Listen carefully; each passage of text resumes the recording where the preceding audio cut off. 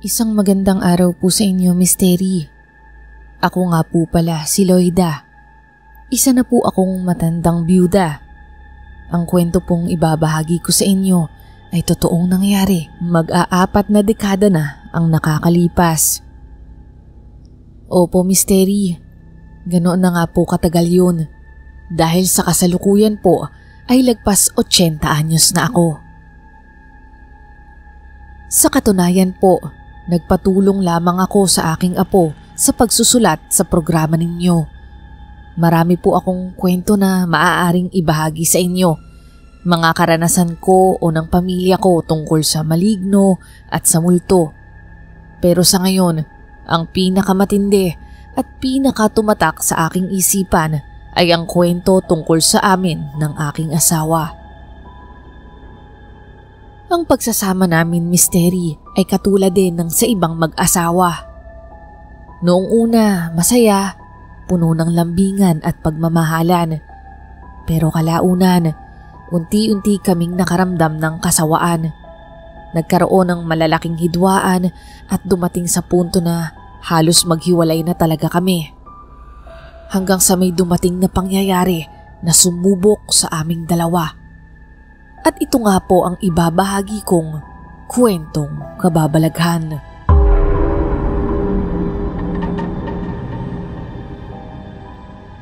Dalawampung taong mahigit na tayong kasal, pero hanggang ngayon hindi ka pa rin nagbabago. Tingnan mo tong sapatos mo. Ilang beses ko nang sinabing ipasok mo sa lagayan at huwag nang iiwan dito sa labas. Ano ba kasi ang kaibahan ng lalagyan at sa labas, Loida? Lahat ng bagay sa'yo may problema. Ang sapatos, ginagamit sa labas, kaya ayos lang na nasa labas yan. Paano kung ngat-ngatin ng pusa? Matapak-tapakan? Okay lang sa'yo? Ikaw pa nga yung reklamador, di ba? Tapos yung banyo, lagi mo nalang hindi binubuhusan. Ang panghi-panghi tuloy. Hindi ko na alam bakit ako nag-asawa ng walang pakialam sa paligid. Yan ang senaryo namin halos araw-araw, Miss Terry. Wala kaming ginawa kundi mag-away. At hindi lang po maliliit na bagay ang pinagtatalunan namin. Mula sa kalinisan sa tahanan hanggang sa pera at pambababae niya. Tama kayo, Miss Terry. Nambababae rin po siya at hindi mawawala ang kutob kong yun. Si Hernan ay 5 taon kong naging karelasyon noon at 17 taon na kaming kasal. Mabait naman siya at mapagmahal. Pero kalaunan, unti-unti na kaming nayayamot sa isa't isa. Ang dating malambing naming pagsasama ay naging mapait dahil sa patong-patong na hindi pagkakaunawaan. Mare, sama ka na sa amin ni Naemi. Masaya kasi ang dami natin doon. Alam mo naman na hindi ako pwede sa mga overnight. Aba, ayokong iwanan kay Hernan ng bahay. Baka pagbalik ko, bundok na yung kalat. Yun ba talaga ang rason? O baka iniisip mo lang na magdadala siya ng babae niya sa bahay niyo? Ay nako, kasama na rin yun. Wala akong tiwala sa kanya. Hindi ako mapapakali pag alam kong siya lang ang tao ron. Ikaw ang bahala. Sayang naman ang pagkakataon dahil sa asawa mo, napipigilan kang sumaya. Malalaki naman na yung mga anak niyo. Si Mirla, Miss Terry, ang isa sa pinakamalapit kong kaibigan. Madalas kaming magkasama dahil malapit lang din ang bahay nila sa amin. Matagal na siyang hiwalay sa kanyang asawa at wala silang anak. Abala lang siya sa pamamasyal. Marami rin naman siyang mga kaibigan pero masasabi kong mas matatag ang samahan namin ni Mirla. Kolehiyo pa lang po kasi magkaibigan na kaming dalawa kaya malalim na ang pagkakakilala namin sa isa't isa. Pero Miss Terry, kahit na malapit kami sa isa't isa, Ang mga buhay naman namin ay tunay na magkaiba. Mayaman siya at malaya, samantalang ako, pakiramdam ko, nakulong ako sa isang pagsasamang wala nang patutunguhan. Nagsasama na lang ata kami dahil nasanay na kami sa isa't isa. Wala nang selebrasyon ng anibersaryo, Valentine's Day, at kahit nga birthday, hindi na namin ipinagdiriwang. Ang dalawa po naming anak ay nagtatrabaho na at magkasamang umuupa sa bandang Cubao. Pinayagan namin sila dahil mas malapit yun sa trabaho nila kaysa dito sa Laguna. Kaya ito, Misteri, mas lalo akong naburyo sa piling ng asawa ko. Nasa 46 na taon pa lang ako noon, pero pakiramdam ko ay 60 na ako dahil sa konsumisyon.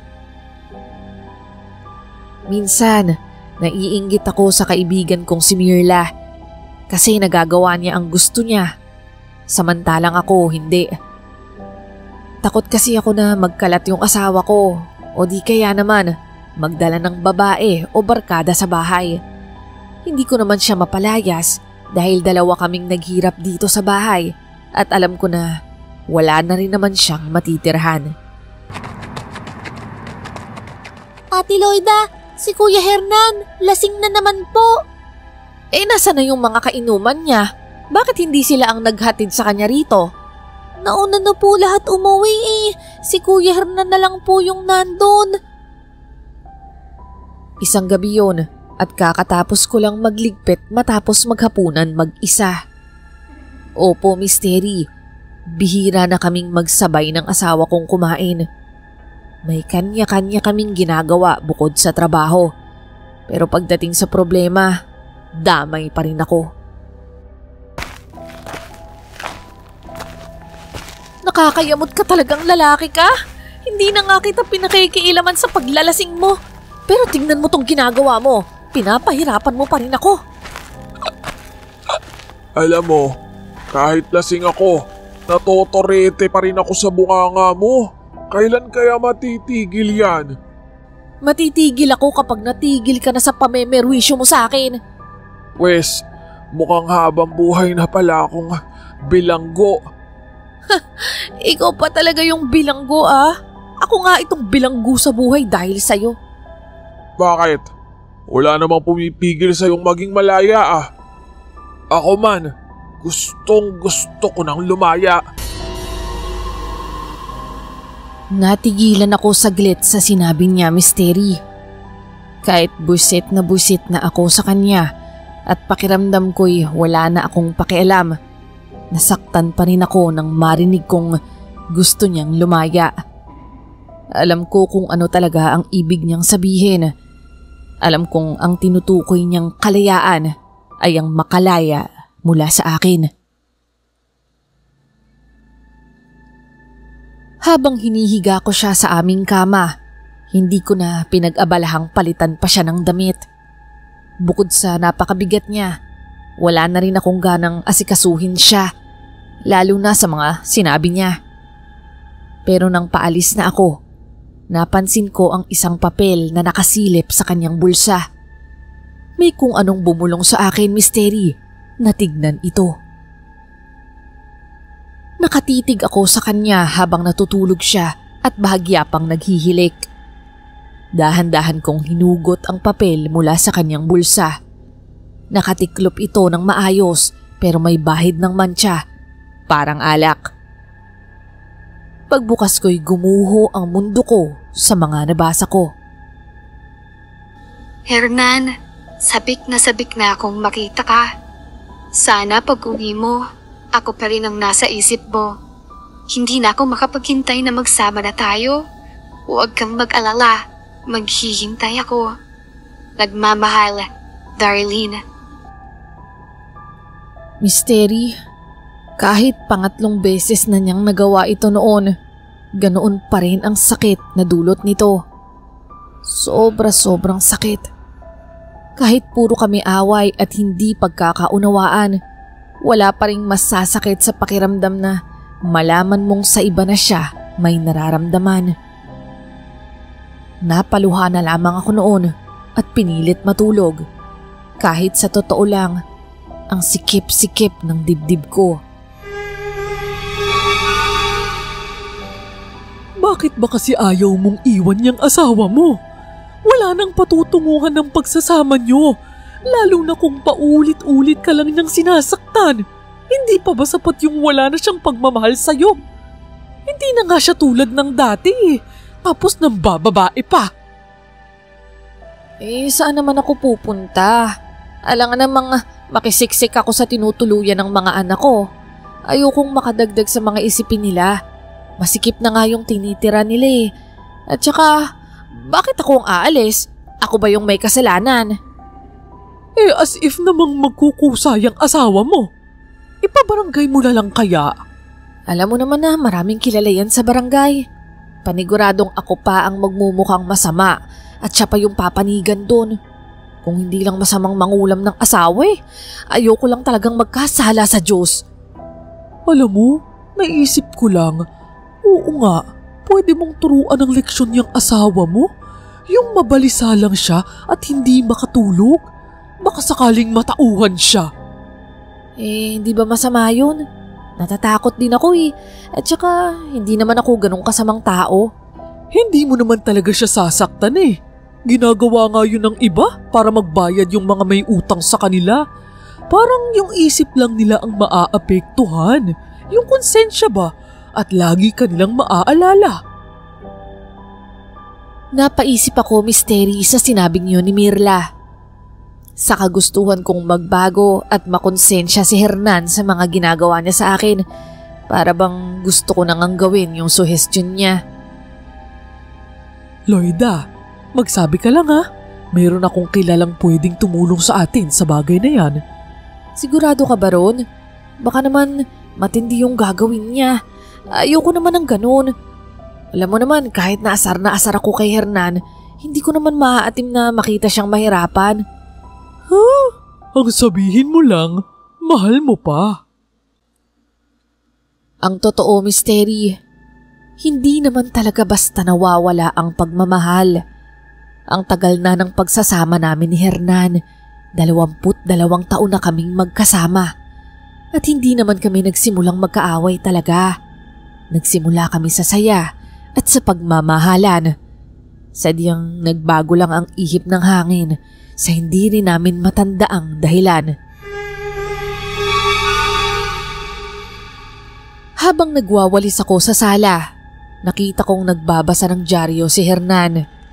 Wala namang masyadong ibang pinagkakaabalahan noong mga panahong yun kundi manood ng telebisyon, magbasa o kaya'y makipaghuntahan sa labas, lalo na tuwing linggo. Ako naman, nililibang ko na lang ang sarili ko sa paglilinis ng bahay at panonood ng telebisyon. Paminsan-minsan, nag-aabang din ako ng tawag mula sa dalawa naming anak na nagtatrabaho. Wala silang sariling telepono sa kanilang inuupahan, kaya tsimpuhan lang kung makatawag sila. Habang nagbabasa nga po siya, bigla siyang napatingin sa akin. Matagal ko kasi siyang tinititigan noon dahil naaalala ko pa rin yung nabasa kong sulat mula sa kanyang bulsa. Nakakaramdam ako ng magkahalong yamot, lungkot at pagdududa para sa kanya. Bakit? Ngayon mo lang ba napagtanto na gwapo yung asawa mo? Titig na titig ka sa akin Titig na titig ako sa'yo kasi hindi ako makapaniwalang nag-asawa ako ng manloloko. Yan na naman tayo. Utang na loob. Hanggang ngayon ba naman yan pa rin ang issue mo? Issue ko? Talaga ba? Yun lang yun. Hernan, pagod na ako sa pagmamaang-maangan mo. Kahit alam mo naman na sa loob mo, may kasalanan ka talaga.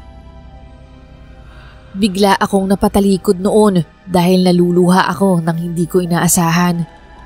Matagal na mula nang huli kong ipakita sa kanya ang kahit anong emosyon.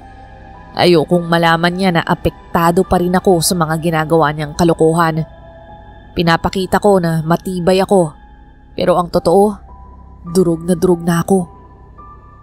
Dahil pa rin ba yan sa paglalasing ko nung isang araw? Kung ganun, di pasensya na. Sorry kung inalagaan mo ako at naperwisyo na naman kita. Talaga bang magtatanga-tangahan ka? Ano ba kasi yun Sabihin mo na.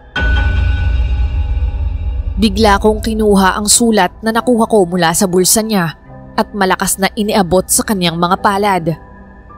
Kitang-kita ko nang magbago ang ekspresyon ng mukha niya nang mapagtanto kung ano yon, lalo na nang buksan niya at basahin ito. Hindi ko na siya hinintay pang sumagot. Hernan, huwag mong hintaying makagawa ako ng hindi maganda sa'yo. Sobra-sobra na yung ginagawa mo sa akin. Bakit? Ano gagawin mo? Manlalalaki ka rin Gagantihan mo ko? Ang kapal mo talaga? Matapos kang mambabae ng ilang beses sa akin, ako pa sasabihin mo ng ganyan? Wala akong babae. At pwede ba, Loida? Hinaan mo yung boses mo. Nakakahiya ka sa mga kapitbahay. Ngayon ka pa talaga nahiya Sa akin hindi ka nahiya. At alam mo, huwag kang mag-alala. Alam na ng lahat ng mga kapitbahay yung kalukuhan mo sa akin. Ano pang itatago mo? Ewan ko sa'yo. Nababaliw ka na. Kung baliw ako, matagal na kitang pinakulam. Para naman kahit paano, makaganti ako sa'yo. Talagang naisip mo yan Mag-ingat ka sa mga sinasabi mo, Loida. Baka bumalik yan sa'yo. Ikaw ang mag-ingat sa kilos mo. Baka nga hindi na umubra yung kulam sa'yo kasi karma na mismo ang maniningil sa'yo. Tumitig siya ng masama sa akin at biglang lumabas ng pinto. Kasabay nun ang malakas na paghampas at pagsara ng pintuan. Ngayon ko lang ulit siya nakitang ganon kapuno ng galit. Halos araw-araw kaming nagbabangayan, Misteri. Pero ito ang isa sa mga pinakamatitinding pagkakataong nakita ko talaga ang galit sa mukha niya. Pero nung oras na yon, napaiyak na lang ako sa banyo. Dahil kahit gaano katapang at katalas ang dila ko, ang totoo, ang kalooban ko, durog na durog. Noong gabing yon, Misteri, hindi umuwi si Hernan. Hindi ko alam at ayoko na ring malaman kung saan siya nagpunta. Ayoko nang mas masaktan pa. Hindi ko akalain na sa edad kong 46 ay ganitong klaseng problema na ang kahaharapin ko. Kinabukasan, hindi na ako nag-abala pang magluto ng ulam. Wala rin naman akong gana at wala rin naman si Hernan. Naglaga na lang ako ng itlog at yun na lang ang inalmusal ko. Maya-maya ay biglang may kumatok sa aming bahay. Nagtaka ako dahil hindi basta-basta nakakapasok ang kahit sinong tao. Nakasara ang gate namin. Agad akong nagtungo para pagbuksan ang pinto. Pagbukas ko, isang babaeng tila edad 25 pataas ang bumungad sa akin. Maamo at maaliwalas ang kanyang muka. Mahaba ang kanyang buhok. Hindi naman kulot pero hindi rin unat na unat. Yung tama lang, Misteri. Parang pangbida sa pelikula. Nakasuot siya ng simpleng bestida at kahit walang masyadong make-up, mapula ang kanyang mga labi. Sa madaling sabi, Misteri, isa siyang maganda at kaakit-akit na babae. Magandang araw po. Pasensya na kung pumasok na po ako. Naiwan po kasing bukas yung gate. Tanong ko lang po, dito po ba nakatira si Hernan? Lubos akong nagulat sa unang tanong pa lang ng dalaga.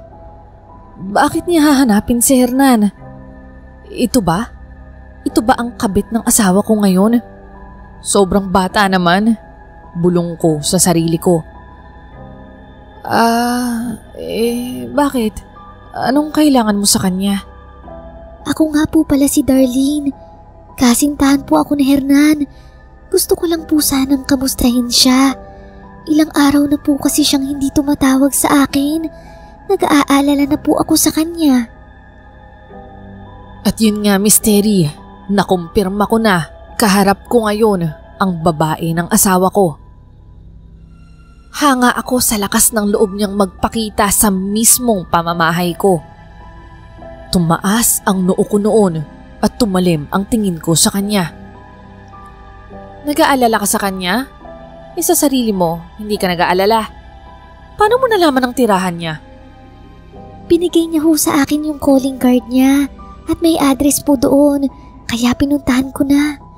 Ang sabi niya po kasi, ipapakilala niya ako sa pamilya niya sa susunod na panahon.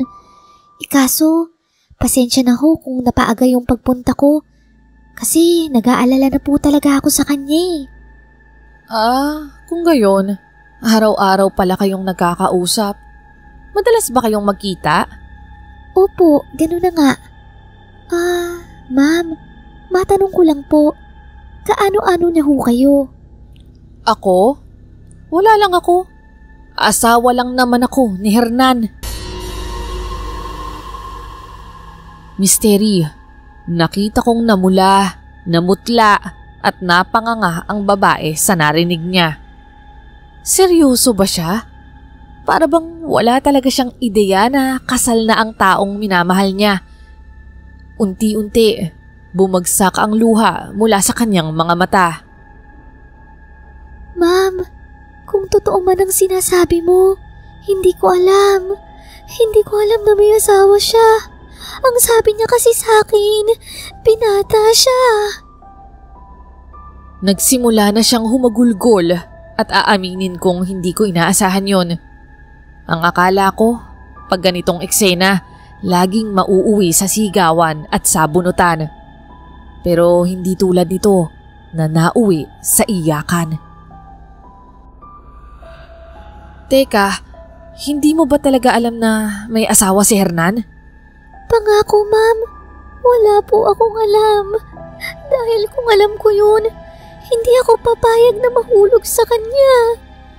Pero saan ba kayo nagkakilala? Hindi ba sa opisina nila? Hindi mo ba siya katrabaho? Kasi alam mo kung magkatrabaho kayo, paniguradong malalaman mong may asawa siya.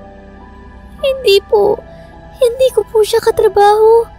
Cashier po ako sa isang bakery malapit sa opisina nila. Doon po kami nagkakilala.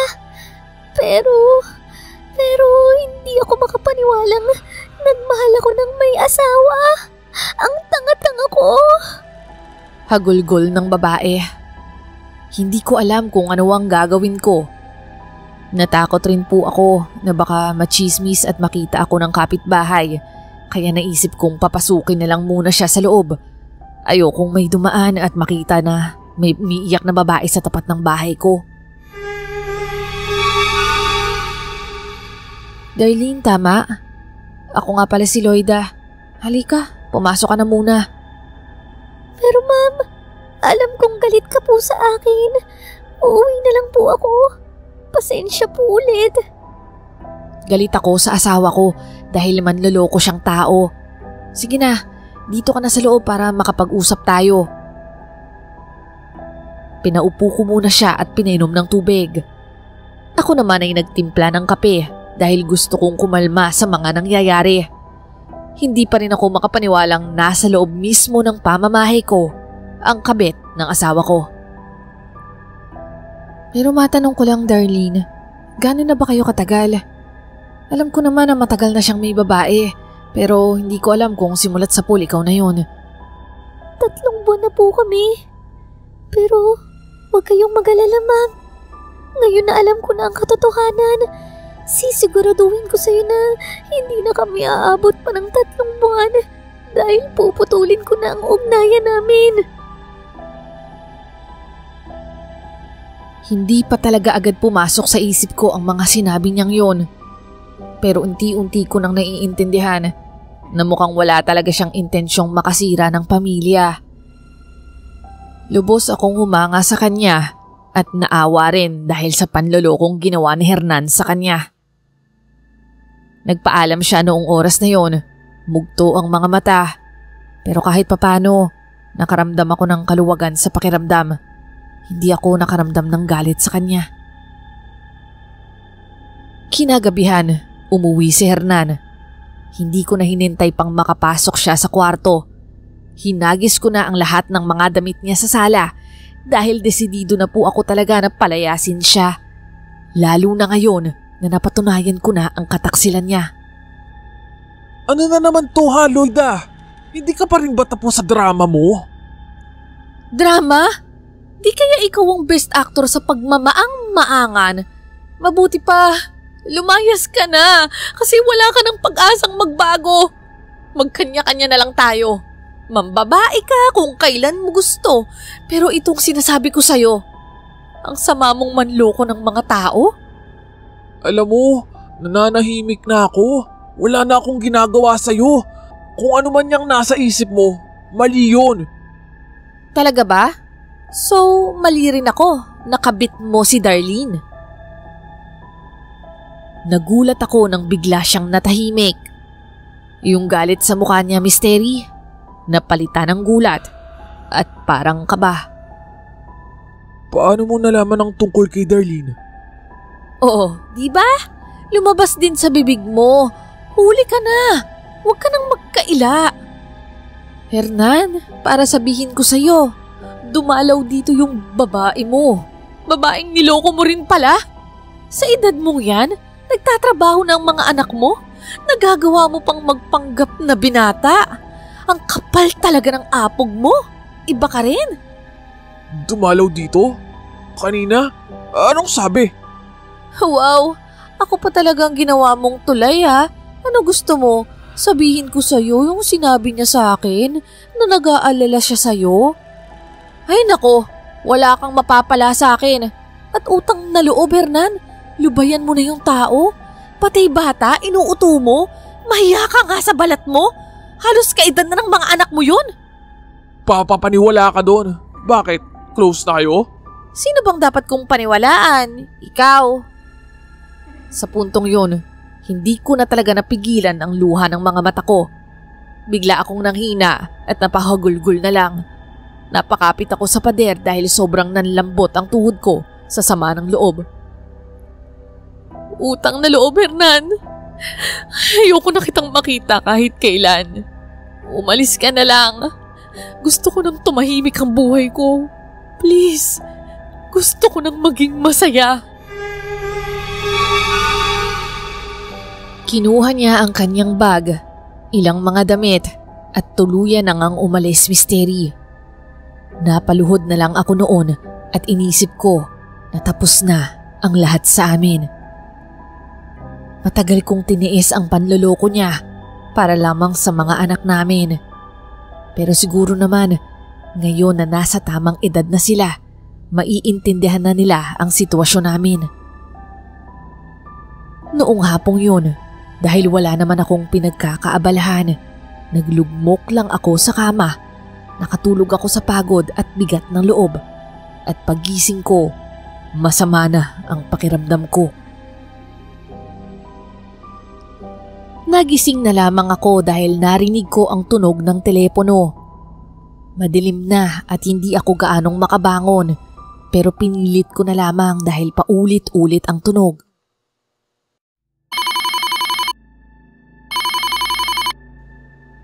Hello? Hello, Lloyda. Kanina pa kita tinatawagan.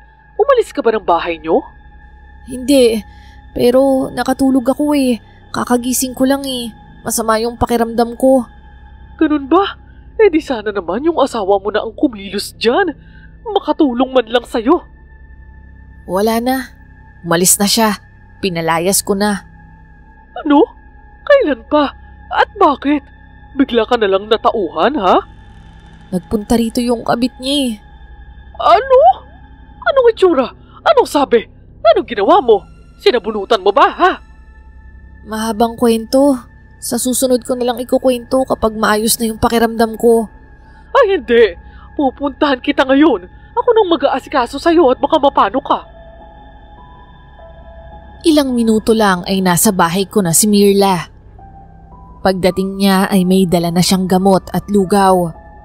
Naisip ko, salamat at dumating ang kaibigan ko dahil hindi ko alam kung paano ko gagamutin ang sarili ko ng mag-isa. Doon ko unti-unting ikinuwento sa kanya ang lahat ng naganap ng araw na yun. Mabuti naman at natauhan ka na. Yang damuho mong asawa, huli na, ayaw pang umamin. Kaya nga, inis na inis ako eh. Tapos parang siya pa yung galit. Alam mo yun, ang kapal eh. Siya na nga yung may kasalanan, siya pa yung nagmamalaki. Teka Loida, talaga bang may bukol ka sa bandang tenga mo? Parang wala naman yan dati ah. Wala akong bukol. Kinapa ko ang tinutukoy niya. At laking gulat ko nang meron ngang umbok akong naramdaman. Bigla akong kinabahan, Misteri, dahil maliit na lang ang ipon ko mula sa trabaho ko bago ako naging stay-at-home mom. At ayoko ring bigyan ng pasanin ang mga anak kong nagsisimula pa lang sa kanilang mga karera sa buhay. Gusto mo bang samahan kitang magpa-check up? Baka beke lang naman to. O obserbahan ko muna. Bukod ron, nanlalata rin ako eh. Baka stress yan dahil sa lahat ng problema mo. Mabuti pang magpahinga ka. Huwag ka nang masyadong mag-isip. Salamat, Mirla ha. Alam mo kung wala ka, baka mas lalo akong nahirapan. Naku, ikaw pa ba? O siya, babalikan kita at bibili lang ako ng hapunan natin. Ang laman ng rep mo, puro karne. Wala man lang gulay. Paano ka gagaling yan? Ibig mong sabihin, babalik ka ulit rito? Oo naman. Ano, iiwan kitang mag-isa. Bago ko umuwi ng bahay mamaya, sisiguraduhin ko munang maayos ka.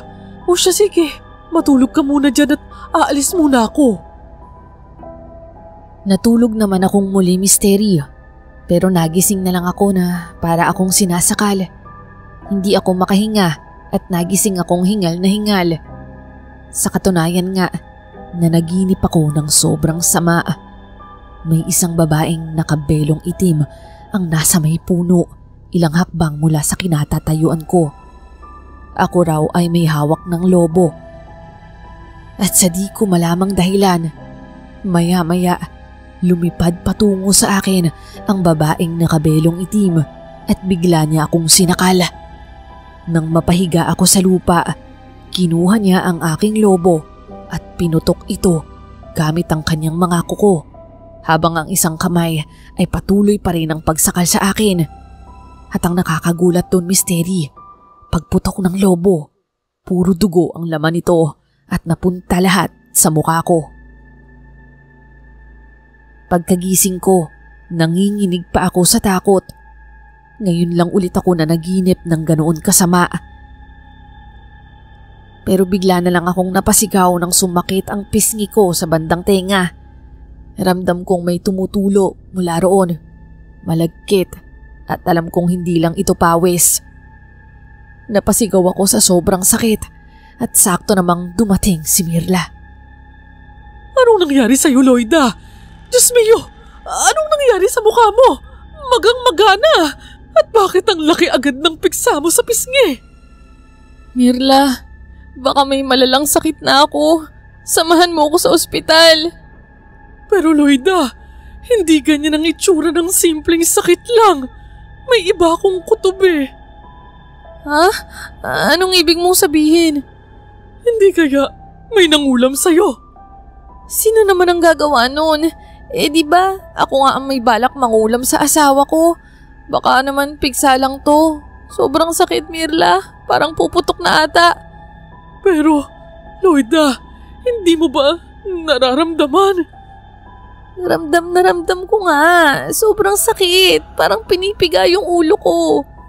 Pati yung mga uod na gumagapang, ramdam mo ba? Ano? Anong uod? Wala akong nararamdaman.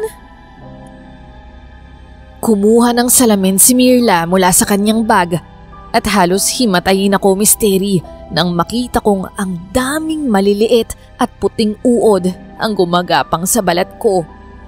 Para bang unti-unti nang kinakain ng mga ito ang laman ko. Agad ko itong pinunasan pero galing sa loob ang mga ito at hindi maubos-ubos. Mirla, hindi kaya si Hernan ang may gawa nito? Paano mo naman nasabi? Sa tingin mo ba'y kaya niyang gawin yan sa'yo? Bigla ko lang naalala nung napagbantaan ko siya, nung sinabi ko na gusto ko siyang ipakulam para makaganti ako sa mga ginawa niya. Galit na galit siya Tapos sinabi niyang baka bumalik daw sa akin yung mga sinabi ko. Grabe naman! Ano yun? Inunahan ka pa niya? Pero parang ang tindi naman ang ginawa niya sa'yo. Ikaw, ang balak mo lang naman mabalisa siya. Mirla, tulungan mo ko. Anong dapat kong gawin? Sino yung makakapagpagaling sa akin? Gusto mo bang tawagin ko yung mangkukulam na kakilala ko? Mangkukulam? Anong magagawa niya rito sa sitwasyon ko? Hindi ba't albularyo ang gumagamot sa kulam? Loida, ang mangkukulam ay may lakas, lalo na sa ganyang bagay. Kung kaya nilang magdulot ng sakit sa ibang tao, kaya rin nilang manggamot. Kung ganoon, dalhin mo na ako sa kanya. Halika, umalis na tayo. Sa sitwasyon mong yan, Loida, dito ka na lang. Siya na lang ang tatawagin ko para magpunta rito. Huwag kang magalala, bibilisan ko. At tuluyan na ngang umalis si Mirla Misteri. Naiwan akong mag-isa. Takot na takot ako dahil ayoko pang mawala. Naalala ko yung mga anak ko na ilang linggo ko nang hindi nakikita. Paano na lang kung pag-uwi nila wala na ako? Kawawa naman sila. Ilang oras ang lumipas at umiikot na ang paningin ko. Nakakarinig ako ng kung ano-anong ingay at mga bulong na hindi ko naman maintindihan. Asa na ba si Mirla? Bakit ang tagal niya? Pilit kong ginigising ang sarili ko at ayokong mawala ng malay. Baka kasi may mangyari sa aking masama. Maya-maya, nakarinig ako ng pagbukas at pagsara ng pinto. Sa wakas, nariyan na rin si Mirla, kaya agad ko siyang tinawag. Mirla, salamat. Nandyan ka na. Pero Misteri, imbes na si Mirla ang bumungad sa akin, hindi ko inaasahan na si Hernan pala ang dumating. Nakatingin ito sa akin habang nakahiga ako sa kama. May hawak siyang bag at nanlalaki ang kanyang mga mata. Loida, may sakit ka ba? Nakakabilib ka talaga. Nagawa mo pa talagang tanungin ako niyan, ha? Huwag ka nang umarte. Alam ko na. Anong pinagsasasabi mo? Ano bang nangyari sa'yo, ha? Bakit namamaga yung mukha mo? Lumapit ito sa akin at Misteri. Bigla itong nagulat at napasigaw. Nabitawan ito ang bitbit na bag at napaluhod sa sahig habang nakaharap sa akin. Ano, Hernan? Masaya ka na ba? Grabe, hindi ko akalain na ganito kalaki ang galit mo sa akin. Samantalang ako, ang gusto ko lang naman na gawin sa'yo, mabalisa ka. Ako, ganito agad ang inaabot ko sa'yo. Loida, paano ko naman magagawa yan sa'yo, ha? Wala ako rito. Bakit ba akong sinisisi mo? Hindi ba, sabi mo, baka bumalik sa akin yung mga salita ko. At alam ko naman na gusto mo na akong mawala. Gusto mo nang lumaya para makapagsama na kayo ng babae mo. Ako, okay lang naman mawala. Pero naisip ko yung mga anak natin. Sa tingin mo ipapakulam kita? Loida, hindi ko kayang gawin yun sa'yo. Asawa pa rin kita. Hanggang ngayon ba, magmamaang-maangan ka pa rin? Mawawala rin naman ako eh. Ba't di ka nalang umamin? Sa puntong yun, Misteri, sa kauna-unahang panahon matapos ang matagal naming pagsasama, noon ko lang ulit nakita ang mga mata niyang lumuha. Tumulo ito ng sobra. At kahit ako, nalito sa ipinakita niya. Oo, inaamin ko. Nagalit ako sa iyo nung huling pag-aaway natin dahil hindi ko akalaing pagbabantaan mo kung ipakulam. Nasaktan ako. Nasaktan akong isipin na balak mong gawin yun sa akin. Pero ano man ang galit ko sa iyo, hindi ko magagawang pakulam ka. Mahal kita, Loida, at hindi magbabago yun. Pero kung ganoon, Sino ang gagawa sa akin ng ganito? Bigla namang may kaluskos kaming narinig at may nagbubukas ng kandado ng pinto. Nang marinig yun ni Hernan, tumalim ang kanyang muka. Sino yun? Baka magnanakaw yun ah. Baka si Mirla lang yun. Kasama niya yung manggagamot sa akin. May alam yun sa pangungulam. Ano? Paano niya nalaman yung nangyayari sa'yo? Tumawag siya sa akin kanina. At saka bukod ron, si Mirla lang naman talaga yung nakakaalam ng lahat ng nangyayari sa akin. Sa kanya ko kinukwento ang lahat. Alam mo naman yun, di ba? Ganun ba? Mabuti pa, umalis na muna tayo rito. Sa ngayon, Loida, hindi mo alam kung sino ang dapat mong pagkatiwalaan. Anong ibig mong sabihin? Pero kaibigan ko si Mirla. Siya lang ang laging nariyan para sa akin. Siya man o hindi tayo nakakasiguro. Kailangan lang nating mag-ingat. Halika, sa likod tayo lalabas. Pero bago pa man ako makabangon, bigla nang pumasok ng kwarto si Mirla kasama ang isang babaeng matanda at mukhang ito na ang tinutukoy niyang mangkukulam. Hernan, anong ginagawa mo rito? Bahay ko to, Mirla. Dapat lang na andito ko. Kung ganon, anong ginawa mo kay Loida? Nakita mo ba itsura niya ngayon, ha? Oo, at hindi akong may gawa niyan. Kung gayon, sino? Baka naman yung kabit mo. Wala nga akong kabit. Wala? Sino yung nagpunta rito para kausapin si Loida? Diyos mio, nag-deny ka pa. Di ko siya kabit. Wala kaming relasyon. Uunahin niyo pa ba ang pag-aaway niyong yan? Tingnan niyo ang nangyayari sa kanya. Sabay-sabay silang tumingin sa akin. Nung mga oras na yon, Misteri, nararamdaman kong tumitirik ang mga mata ko. Para ding namaga ang dila ko at hindi ko na magawang magsalita pa. Sobra na akong nagdideliryo hanggang sa tuluyan na ngang nagdilim ang paningin ko. Pagkagising ko, Misteri, ang mga mata ko ay naglalagkit. Halos hindi pa rin ako makadilat ng maayos. Anong nangyayari sa akin? Huwag kang mag-alala. Ginagamot ka na ni Manang Blesilda. Oo, Loida. Konting tiis na lang. Mirla, kapag nawala ako, ikaw nang bahala sa mga anak ko. Huwag kang magsalita ng ganyan.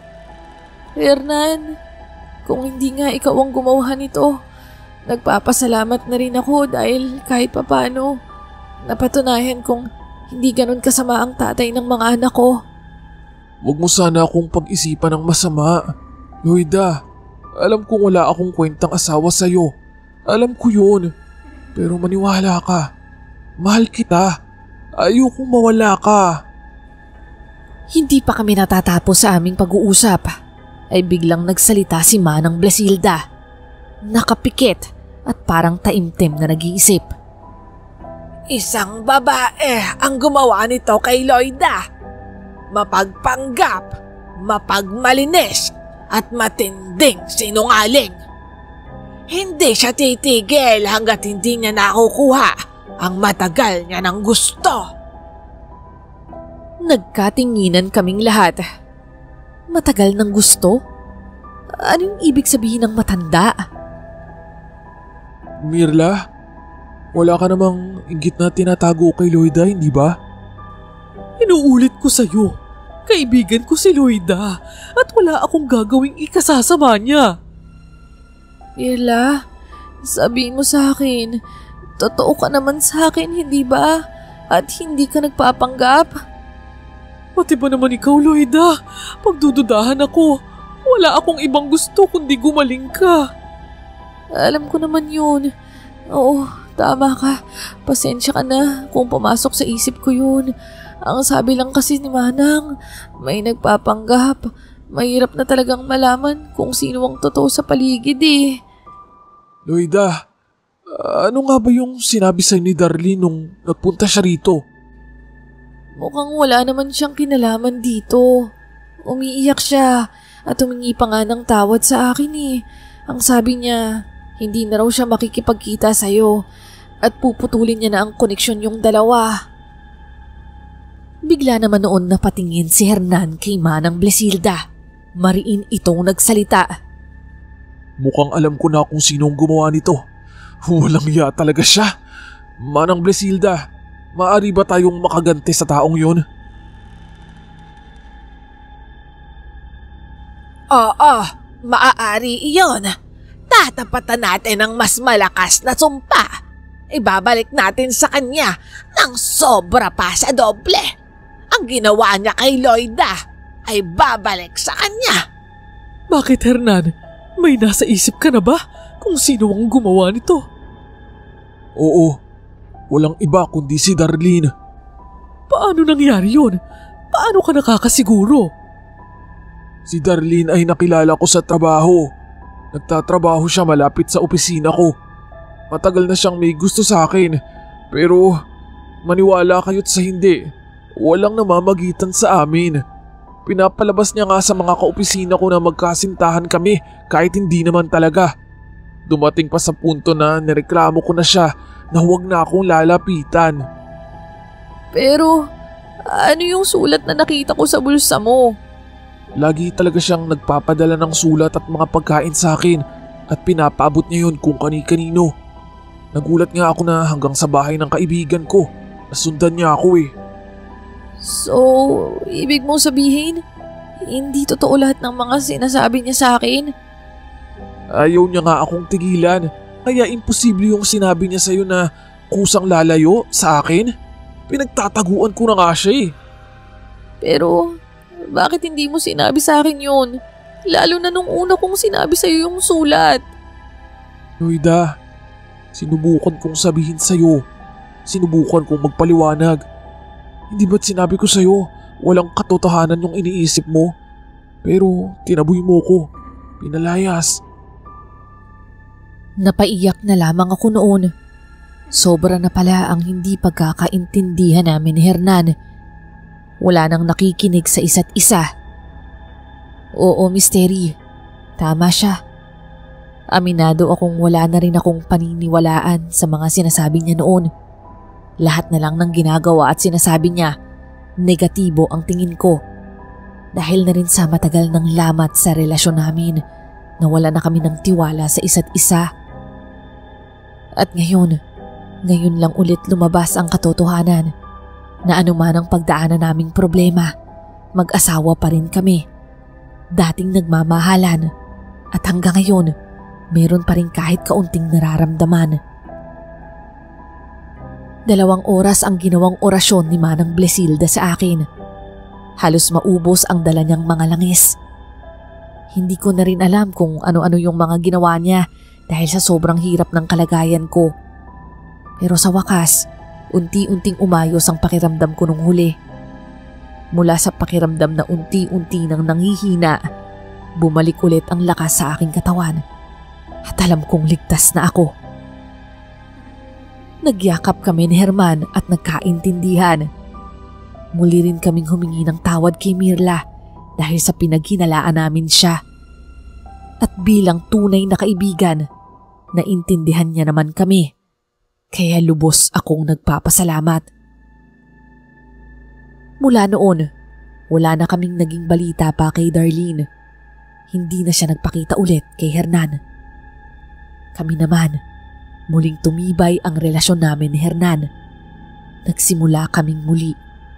Walang sisihan, walang balikan ng kasalanan. Back to zero, ika nga. Nang umuwi ang mga anak namin, nagulat silang dalawa sa laki ng pagbabago naming mag-asawa. Misteri, ang sarap pala ng pakiramdam na gigising ka sa umaga na walang sigawan, walang hiyawan, tahimik lang at kalmado, walang galit sa isa't isa.